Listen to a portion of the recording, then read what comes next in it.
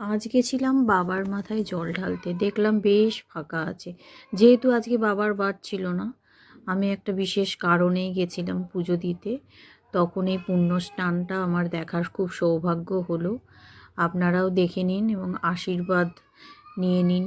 এত সুন্দরভাবে আপনি কোথাও দেখতে পাবেন না। আমি দেখে এতটাই আপ্লুত হয়েছি, আপনাদের দেখাবার জন্য আমি ক্যামেরা বন্দি করেছি। সবসময় সত্যিই দেখা সম্ভব নয়, সেই টাইমে গিয়ে পুজো দেওয়াটা হয় না বলে দেখাও হয় না।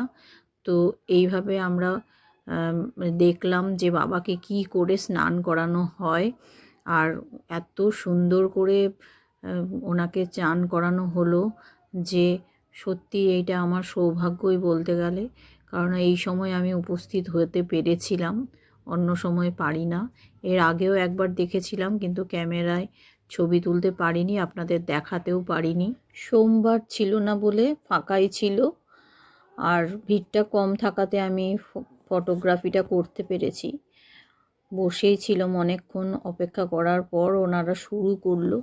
টাইমিংটা শুধু জানা যেত যে কখন হয়, তাহলে সেই টাইমে আসা যেত। তবে বিপুল মানে পরিমাণের জনসমাবেশ থাকে। আজকে যেহেতু সোমবার নয় বা বাবার কোনো পুণ্যতিথিও ছিল না, তাই ফাঁকা ছিল। ফাঁকায় ফাঁকায় আমি আজকে ওনার সাজসজ্জা, স্নান সবই দেখলাম। এত ফুলসজ্জা ওনাকে করানো হয়েছে, এত অপূর্ব লাগছে কি বলবো। শতকোটি বাবার চরণে প্রণাম। আপনারাও প্রণাম জানাবেন আর ওনার আশীর্বাদ নিতে ভুলবেন না। জয় মহাদেব।